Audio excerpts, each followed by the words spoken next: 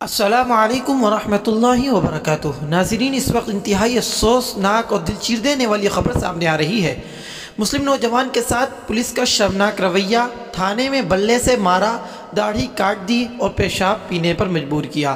جی ہاں، خبر یہ ہے کہ بنگلور شہر میں پولیس کا ایک شرمناک معاملہ سامنے آیا۔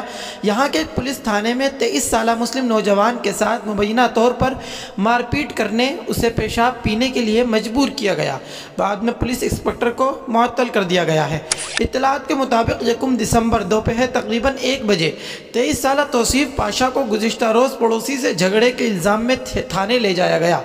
توصیف کے والد اسلم پاشا نے کہا کہ بیٹے کے ساتھ مار پیٹ کی گئی اور پولیس نے توصیف کی رہائی کے لیے پیسے کا مطالبہ کیا، لیکن ہم کبھی نہیں جانتے تھے کہ توصیف کو تھانے سے باہر آنے تک تشدد کا نشانہ بنایا گیا تھا۔